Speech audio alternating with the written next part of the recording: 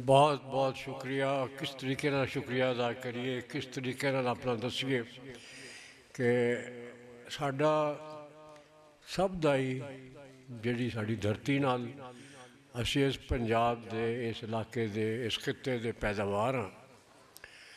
और किस तरीके नाल ये जो साडे नाल होंदा रहा या होया है पिछलियां सदियां तो साडे कोल कुछ पंजाब खुसिया, कोई साडे कोल बंटवारे होए, खिर खराबे होए, पंजाबी एक पासे रह गई, अंग्रेज़ी अगे आ गई। सो साडे नाल बहुत कुछ होया। तो इस सिलसिले दे विच कुछ गल्लां ने मैं ज़्यादा नहीं कर सकता, ना मेरे को टाइम होना, पर मेरा ख्याल सी कि मैं समझना कि जी जिहड़ी मेरी गुजारिश है कि साडे इस वक्त जिहड़ा साडा मुल्क है, जिहड़ा इस वेले साडा मुआशरा है, उहदे विच असी जो भुगत रहे हैं ये कलोनीअलिज्म दी कैरी ओवर है। कुछ इनू पोस्ट कलोनीअलिज्म कहते हैं, कुछ नीओ कलोनीअलिज्म कहते हैं। ये जी कलोनीअलिज्म की जी सब तो वड्डी मार होंदी है वो सानू कमतर पैदा करनी है कि असी तो कुछ भी नहीं हो, असी सब कुछ हाँ। जिस वक्त ये कोई नवी गल नहीं, किसी भी जगह कोई इन्वेडर इस वेले आता है तो ठीक है लड़ाई झगड़ा होता है, लेकिन सब तो पहले कहते हैं कि जी तुसी बेवकूफ, तुसी अनपढ़, मैं तुहानू सही करने वास्ते आया, मैं तुहानू सिविलाइज करने वास्ते आया, मैं तुहानू डेमोक्रेसी सिखाने वास्ते आया, मैं तुहानू सिविलाइज करने वास्ते आया। ये कोई नवी गल नहीं।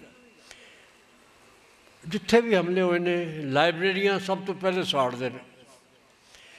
उन्हें सबनों पता हकीकत, बट डॉक्यूमेंटेड है कि जिस वेले 1800 गदर जिन्होंने कहते हैं, म्यूटनी जिन्होंने आखते हैं, दिल्ली च अग लगी, उन्होंने बाकायदा इंस्ट्रक्शन सन अंग्रेज़ जी फौज सी कि घरों घरी फिरो, and I am not exaggerating, and documented है ऑन एक किताब है what happened in the mutiny. वो जो इंस्ट्रक्शंस ने कि घरों घरी फिरो तो उन्होंने किताबों को अग लाओ। सो कहते दिल्ली दियाँ सड़कां भर गई, अगां लगियां, तुहाडा उन्होंने पहले कल्चर तो तुहाडी जिहड़ी अपनी हैगी है उन्होंने ख़त्म करना तरीका। ये कोई इतफाकन नहीं, ये दानिस्ता प्लैंड सेटअप होंदा सी हाउ टू मेक, जानी जे तुहाडे जिन्हां तो असीं काबज़ होया उन्होंने घटिया समझा जाए। और ये साइकोलॉजिकल वॉरफेयर होंदा है कि जिहड़ा आने वाला है उन्होंने वड्याया जाए। इस मैं कोई 3 पॉइंट ने छोटे ने वो अर्ज करांगा। जिस वेले असी देखने कि बई इस न्यू कलोनीअलिज्म का यदि रजिस्टेंस या मुकाबला किमें कर सकते हैं, तो सब तो पहले तो जी साड़ी एहसास कमतरी है जरा उन्होंने कढ़िए ना एक पास, भाई तुसी घटिया नहीं हो। पंजाबी किसी भी हवाले नाल इल्म तारीख घटे, और वो वास्ते ज्यों ज्यों असी तारीख पढ़ने असी एक ऐसी जगह पहुँचने जिन्हों अजकल हड़प्पा सिविलाइजेशन कहते हैं। यदा पहला नाम सी इंडस वैली, वो उन्होंने बदल दिता क्योंकि ये सिविलाइजेशन सिर्फ इंडस वैली से महदूद नहीं सी, ये इंडिया भी हैगी, अफगानिस्तान भी है, बहरीन भी है। तो उन्होंने इनू नाम बदल दिता कि जी हम इंडस वैली नहीं रहा, तो ये हड़प्पा क्योंकि जिथे सब तो पहले डिस्कवर होया वो नाँ तो चलता, एक उन्होंने रिवायत है आर्कियोलॉजिस्ट वाले की। सो ये एक हड़प्पा है तंजीम।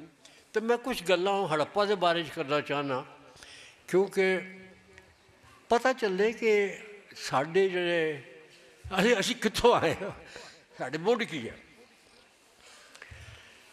सब तो पहली गल जी जिसने हड़प्पा ਦੀ कोई किताब खोलते हो कोई स्टडी करते हो तो उत्थे कोई मॉन्यूमेंट कोई नहीं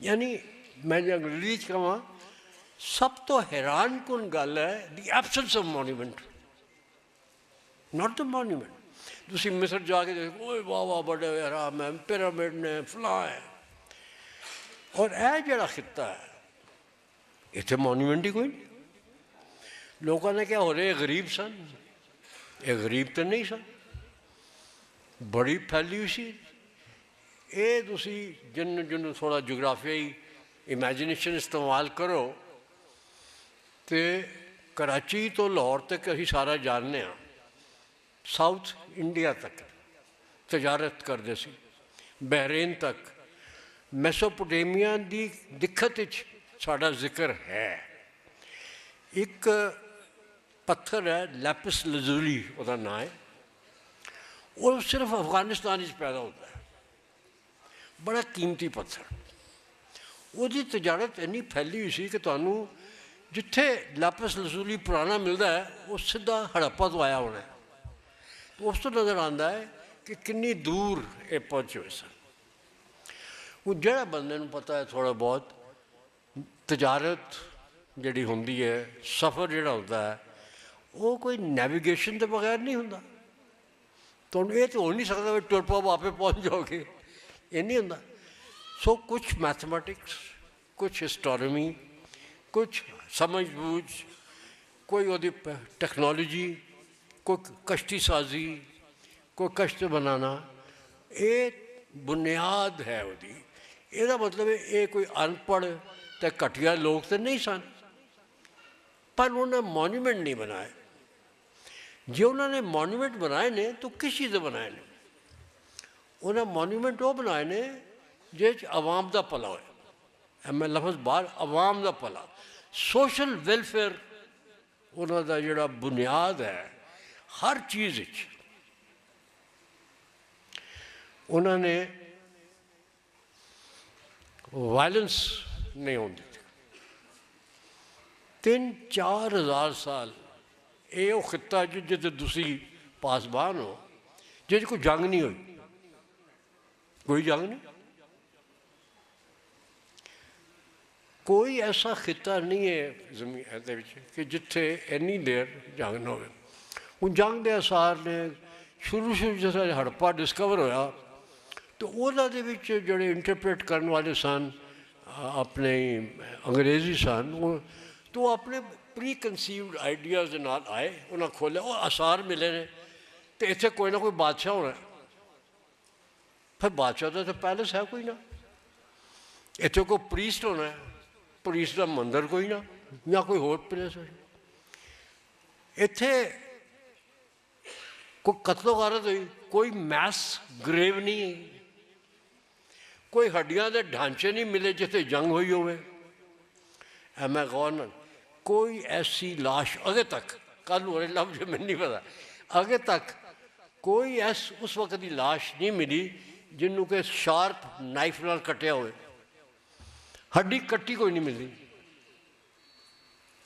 अपनी मां जहाँ एक उन्होंने मिली फैमिली 4-5 कट्ठे बंदे उत्ते उन्हें क्या मैसकर जिस उन्हें गौर नाल वेख्या वो एको फैमिली सी उन्हें उत्ते छत डिग पई होनी है हो जाता लेकिन बुनियादी गल है कि नो वायलेंस हूँ वायलेंस में अवॉइड किस तरह किया जा सकता है हाउ डी कॉन्फ्लिक्ट तो होंगी है दो भरा आपस में लड़ते हैं कुछ तो कुछ होंगे वायलेंस का मतलब ये नहीं है कि एबसेंस ऑफ कॉन्फ्लिक्ट नहीं है कोई ना कोई झगड़ा झगड़ा होंगे लेकिन झगड़े को कंट्रोल करना वधन न देना एक ऐसा सिस्टम बनाया और ऐसा एक माशी तौर पर सिस्टम बनाया जिहदे विच कत्तो गारत तक पहुँच ही ना पहले बह जाए और वो तां ही हो सकता है कि लोग टॉलरेंट होन एक दूजे की गल सुनन गुफ्तो शनीद होवे गलबात होवे पर फिर अगला सवाल पैदा होया कि लोगों को ये समझ के भी आई कि लड़ाई नहीं करनी वो तो बहुत सारी गलबात होती रही एक कुछ लोगों की थियोरी है जिस मैं भी शामिल हाँ कि बुनियादी तौर पर जोड़ा सीरा हड़प्पा ज़ाहिर है इतने एग्रीकल्चर भी सी फलाह भी सी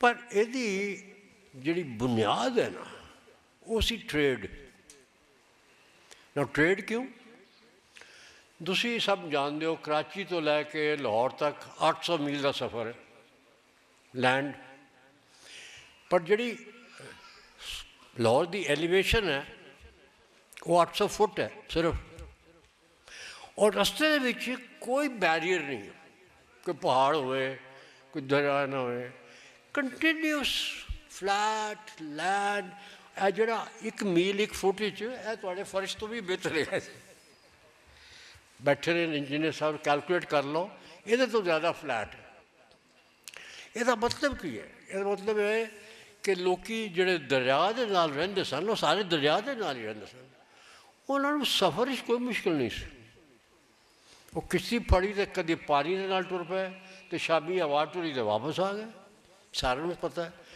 जिस वे सी ब्रीज कराची तो टुरती है तो हैदराबाद तक जो लोग गए हैं कितना मज़ेदार हवा आती है शाम के वक्त 100 मील है होर 100 मील आ जो सखर तक भी बड़ी सोहनी हवा मिलती वो एक कराची की टुरी हुई तो जिथे वो साढ़े को इतने बेशुमार बैठे ने समझदार लोग तजारत सब तो बड़ा खर्चा होंगे ट्रांसपोर्ट का तुम चीज़ बनाओ बंद तो चुक के उत्थे ले जाना अगो तो जो ट्रांसपोर्ट कुदरत वालों फ्री मिल जाए किश्ती रखो तो दरिया के नाल बह जाओ तो शामी तुम हवा खिंचती है वापस आ जाओ मुफ्त नहीं बट बहुत घट खर्चा ये जरूरी नहीं कि हर बंदा कराची टुर के सखर ही आता पर छोटे मोटे दरियावां के उत्ते पंजाब के दरियावां उत्ते फिर अगों सिंध या सारा जो खिता है ये इंतहाई फ्लैट है पुटहौर भी एक पास पुटहौर नहीं मैं कहता पाया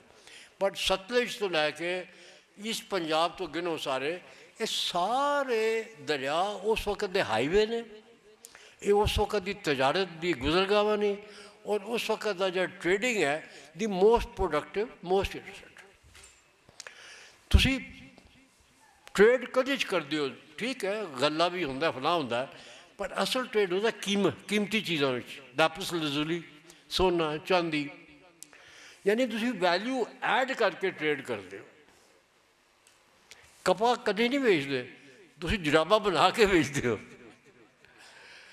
करते हो ये ना so the adding on of the value means technology इत्थे दे लोग सन साफ ज़ाहिर होंदा है कि क्योंकि मुआशरे दे समझ आ गई कि जिसने तुहाडी तजारत से गल तुरनी है तो यू कांट फाइट लड़ाई नहीं हो सकती कस्टमर नाल तुसी बह के गपशप कर सकते हो सौदा कर सकते हो डील मेकिंग कर सकते हो और डील मेकिंग सौदा करने हाथ भावें मेज़ थले उत्ते जिवें तरीके होंदे सन करने एक चीज़ चाहिए होंदी है कि दूजे की गल सुनना दूजे की गल सुनना और उन्हें इज्जत देना म्यूचुअल रिस्पैक्ट ये जी म्यूचुअल रिस्पैक्ट है वो सारी इन्ने सालों ये तुहाडी पुरानी इस खिते से तुसी पैदा हुआ इमेजिन करो कि एक सोसाइटी एक माशरा सिविलाइज्ड इंतहाई दा लड़ाई है ही नहीं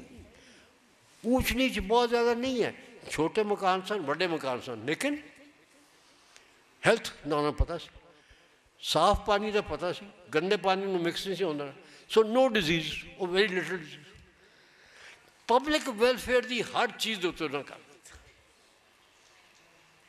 हड़प्पा इस हड़प्पे के तुसी अज वारस हो और ये जिन्ना भी पढ़ो तुहानू एहसास होंदा है कि ये रस्ते जिसले टुरदे हैं फिर बाकी लोग हमलावर होए फिर कोई आर्यन आ गए उन्होंने अपना अपना वैदिक आए अपना अपना सिस्टम हूँ सब तो वही इस वे रुकावट साड़ी ये है कि जी जुबान है ना वो डिसाइफर नहीं हुई सानू पता नहीं कि ये अपने आप को की आखते सन क्या कुछ सेंट्रल स्टेट सी लोगों ने कहा एड्डी वड्डी सेंट्रल स्टेट तो फिर सैक्रटेरीएट भी चाहिए होएगा ये तो नहीं हो सकता पहले उन्होंने डिस्कवर किया हड़प्पा उन्हें कहा है बादशाह फिर निकल आया 52 उनके 2 बादशाह, फिर गनवेरी वाला आ गया, उन 3, हूँ हर जगह नवे नवे निकलते आ रहे हैं। हिंदुस्तान ही 4-5 निकल आए, बड़े बड़े शहर। तो लगता है कि बहुत ही डिसेंट्रलाइज्ड सेल्फ गवर्निंग लोग सन, लेकिन कॉमनैलिटी बड़ी मजबूत है। तजारत हर जगह, हूँ जिन तकड़ी वट्टे के बगैर तजारत नहीं होंगी, समझ गए? तकड़ी तो वट्टा, तो वट्टा ऐसा चाहिए, यू कांट हैव कि इतने पा दा वट्टा पा दा तो उत्थे 1.5 पा दा, ये नहीं हो सकता, इक्को जिहा होना चाहिए, भावें 1000 मील जावे भावें। तो असी जिथे भी वट्टे लभे ने हड़प्पा वाले, मैं आर्कियोलॉजिस्ट नहीं है, मैं उन्होंने सिर्फ गल इक्को जिहा वट्टा जिहड़ा मंजादारों लभ्या या जिहड़ा अफगानिस्तान चों लभ्या या हड़प्पा चों लभ्या या हेलबंद चों लभ्या, इक्को जिहा। क्यों? तजारत है ना बुनियाद। तजारत की हेरा फेरी नहीं हो सकती। किन्नी देर चलाओगे हेरा फेरी कर लो, किन्ने दिन चलाओगे? जिहड़ा बंदा जानदा तजारत नूं, वो झूठ नहीं कदी बोलता, हेरा फेरी नहीं कर सकता, फड़िया जाएगा अज नहीं तो कल, कल नहीं तो परसों। तजारत करने का एक अपना तरीका है। एक मैं थोड़ी अर्ज करना चाहता सी, कुछ गल्लां होर सन, लेकिन उन्होंने वास्ते मेरे को स्लाइडां चाहिए सन, वो नहीं होया। तो फिर एक आखिरी गल मैं छोटी नहीं करना चाहना, वो माफ़ी चाहना अपने बारे च ही है थोड़ी जी, क्योंकि जरा मेरा जिंदगी हूँ मैं 84-85 साल का हो रहा, तो मैनू थोड़ा जहा हक है अपनी जिंदगी के बारे च कहना। लेकिन 2-3 वाक़यात मैं तुहानूं सिर्फ दसना चाहना। मतलब जिसले असी पैदा होए, माँ प्यो ने सोचा बई बड़ा अफसर बनाना है, ये बनाना है, वो सानू अंग्रेज़ी मीडियम तक करते करते होंदे होंदे असी एक स्कूल नवा नवा शुरू होया सी, पहली एंट्री मैं सी हसन अब्दाल, उत्थे असी पहुँच गए, 2 साल बड़े और जी 4 साल उत्थे गुजारे, मैट्रिक भी टॉप किया, FSC भी टॉप की, लाहौर आ गया वापस। हूँ FSC जो बंदा उदों करता सी ना, तो वही साढ़े तालीमी निज़ाम यहो जिहा हर चीज़ फिक्स होंगी, आर्ट किया आर्ट, साइंस किया इंजीनियरिंग, तो FSC सारे इंजीनियरिंग कॉलेज जाते सन। तो जो 58 यानी 58 मैं हसनदाल वापस आना, तो अगे वो इंजीनियरिंग यूनिवर्सिटी नहीं सी बनी, इंजीनियरिंग कॉलेज मैकेनिकल कॉलेज, उदों 3 साल का कोर्स सी। तो मेरे वालिद साहब ने प्यो ने पता नहीं की सोच के मैंने बुलाया, कहने लगे गल सुन यार, तू तेरा दाखला तो हर वक्त हो सकता, नंबर बड़े रहते, जो इस साल ही हो तो अगले साल हो जाएगा, कोई दाखले वाला इशू नहीं है। तो फिर उन्हें कहते ऐसा हिसाब ला तो तू इंजीनियर बन जाएगा 21 साल का, तो तू इंजीनियर हो जाएगा, तो तू नौकरी भी हो जाएगी। पर ये खुद engineer son, by the way I must say ही वाज एन इंजीनियर। उन्हें कहा पर रहेगा तू अनपढ़, टेक्निकल एजुकेशन बड़ी लिमिटेड है इस मुल्क, सानू सिर्फ नैरो माइंडेड बनाते हैं। मैनू मेरे मैंने कहा यार तू जा गवर्नमेंट कॉलेज, तो 2 साल उत्थे लाया, बड़े घट वाले साहब 2 बच्चे पहले बड़े 2 साल कह तू कोई गल नहीं नौकरी ना कर, तू और कुछ पढ़, वो वक्री कहानी है। लेकिन जी ब्रॉड एजुकेशन है ना, ये अपने बच्चों भी दो, ये सिर्फ लिमिटेड नैरो माइंडेड तरक्की नहीं हो सकती। तुम जिड्डे भी मर्जी पढ़ाकू हो जाओ, ये तारीख अदब पोइट्री ये जिंदगी का हिस्सा है। ये वो जे बंदे जिन्होंने HEC बनाई अजकल, HEC पता ना आर्ट में मनते ही नहीं, वो किसी साइंस। और सब तो हासी वाल वो कहते जी आर्ट में PhD करो, पेंटर एक बंदा हूँ PhD कहते करे कि पेंट का बना दें, आ जाके जिन्ना आर्ट है या आर्किटेक्चर है PhD सिर्फ हिस्ट्री च हो सकती है, होर की एनीवे वो गल। दूजी गल जी मैं अर्ज कर लगा सी कि मैं जो भी होया मैं चला गया गवर्नमेंट कॉलेज, उदों पढ़ के जाहिर है उत्थे पढ़ाई जो भी है, मैं हिसाब लाया, मैं अबे ने कहा मैं यार मैं तो बड़ा पिछे रह गया, तो मैं उन्हें वापस कॉलेज नहीं जाना, इस कॉलेज नहीं जाना मैं। कि इतफाक नाल जो भी होया किसी कोई स्कॉलरशिप आया, मैंने स्कॉलरशिप मिल गया इलैक्ट्रिकल इंजीनियरिंग का, तो मैं बाहर निकल उत्थे जिसले गया यूनिवर्सिटी ते स्कॉलरशिप तो सी खर्चा, उत्थे मैं पहली दफ़ा आर्किटेक्चर डिपार्टमेंट में गया। उस तो पहले कोई खबर नहीं कि आर्किटेक्चर होंगी भी कुछ है, वो तो नक्शा नवीस कह के उनको थले लाया होता सी आर्किटेक्चर जी। मैं पता नहीं की होया फैसला किया मैं तो आर्किटेक्चर करना। मैं डीन नूं कहा, मैं क्या भी मैं तो बदलना चाहना। उन्हें कहा सानू कोई इतराज़ ही भाई कि इम्तिहान एक होर पास करना पेगा। मैं जो भी कर लें। किसी ने कहा जी गवर्नमेंट को पुछ लिया, अपनी गवर्नमेंट को। उन्हें मैं सन 60 की गल कर रहा, बड़ी पुरानी गल है, मेजोरिटी शायद पैदा नहीं सी होए। अच्छा उतों मैंने उन्हें कहा जी गवर्नमेंट को पता। मैं गवर्नमेंट तो मैं कितों जाऊँ? उन्हें नहीं अंबैसडर है तो यू अपनी एम्बेसी को जाओ तो अंबैसडर को पुछ लो तुम्हें इजाजत देंदा कि नहीं देंदा। लो जी मैं चला गया, वो जमाना ही फर्क सी। अंबैसडर साहब वेले बैठे सन, मुलाकात फौरन हो गई, गलबात। मैं उन्हें दसिया, बड़े हो तू इलैक्ट्रिकल पढ़ना है ये वो, तो बहुत अच्छी मुल्क में बड़ी लोड़ है, मंगला बनने वाला है, वो बनने वाला है, इलैक्ट्रिकल बेहतरीन। मैं चुप। पर मैं कहा जी मैं कहाँ काहदे वास्ते आए हो? मैं कहा जी आई वांट टू चेंज। कि मतलब? मैं जी मैं आर्किटेक्चर करना चाहना।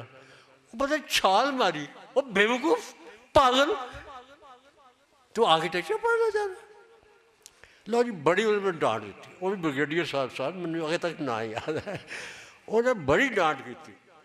अखीर मैं क्या जी जे मैनू तुसीं नहीं इजाजत देंदे मैनू वापस भेज दो।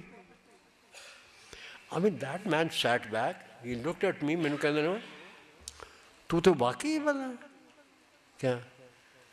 कहना ओके है गल, उठ जा तो चला जा, वापस मेरे को नहीं आ तो जो मर्जी कर। मैं इस तरह आर्किटेक्ट बने हाँ। सो इस गल दे विच वापस आ गए, पास हो गए। सन 64-65 में आके थे काम की तो उदों आर्किटेक्ट है ही कर सन। किसी ने दसिया कि जिन यूनिवर्सिटी आर्किटेक्चर डिपार्टमेंट शुरू हो गया। तो असी गए ज्वाइन कर लिया।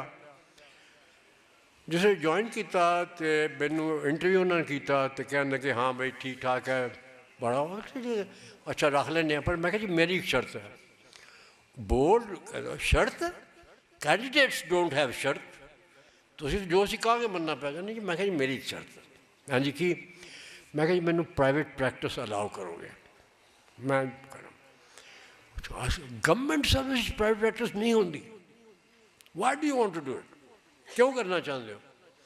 मैं कहा जनाब सुनो तो सही गल, मैं फ्रैश ग्रैजुएट हाँ, मैं उन्हें बाहरों आया, मैनू कख नहीं जानता। मैं कुछ काम करांगा, कुछ सिखांगा तो सिखावांगा, वरना मैं नहीं सिखा सकता। मैं जब तक कुछ काम कर नहीं सकता मैं सिखा नहीं सकता। लो जी वो गल उन्होंने मन नहीं, लेकिन तुरंत ही शुरू खिड़बड़ शुरू हो गई कि इनू आर्किटेक्चर प्राइवेट प्रैक्टिस अलाउड है। नैक्सट स्टैप होया है कि हुकूमत वालों एक मरासला आ गया। सन 65 की जंग हुई सी, बड़े बुरे हाल पिंडा के। हुकूमत ने कहा जी कली यूनिवर्सिटी है वैस्ट पाकिस्तान की, उदों एको यूनिवर्सिटी होंदी सी, तो तुहानू कहा जाता है कि तुसीं इत्थे लो कॉस्ट हाउसिंग का मॉडल बनाओ। लो कॉस्ट हाउसिंग का मॉडल बनाओ जोड़ा कि सारे फिर असीं पिंडां विच वरतीए कि बड़ी तबाही फिरी। साढ़े एक प्रोफैसर होंदे सन खिलजी साहब, पता नहीं तुसीं जानदे कि नहीं। अच्छा वो खिलजी साहब कहने लगे आ गया, मैं चल करिए काम। मैंने कहा जी बहुत अच्छा। वो मेरे को बह गए, गलबात बड़िया गल्लां बड़िया गल्लां। अखीर मैं क्या जी खिलजी साहब चल के साइट तो वेखिए ना। क्या हाँ चलिए। लो जी असी यूनिवर्सिटी ने सानू गड्डी दित्ती, वो फोक्सवागन का डब्बा होना सी, असी चले गए बाघा मेन रोड से जीटी रोड कि जी आ गया जी बाघा। मैं कहा असी बाघा तो नहीं वेखना, असी तो पिंड वेखने ने, लो कॉस्ट असी पिंडा वास्ते, सानू तो पिंड है। वो ड्राइवर ने कहा जी मैं नहीं जाता, ही रिफ्यूज। हूँ प्रोफैसर खिलजी साहब बड़े सीनियर बंदे सन साढ़े, उन्हें कहा मैं तेन कहना, उन्हें कहा मैं नहीं जाना।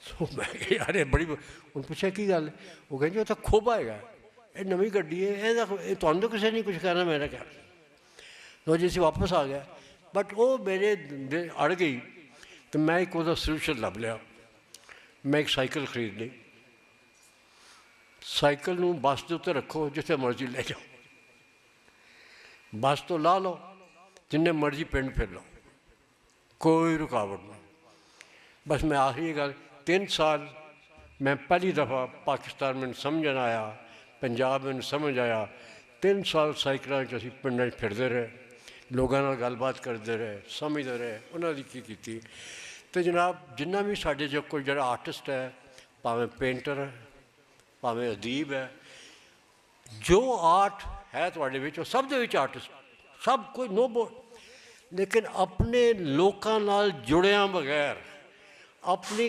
खोबी वड़िया बगैर अपनी धरती नाल समझे बगैर कोई आर्ट नहीं हो सकता। मेहरबानी।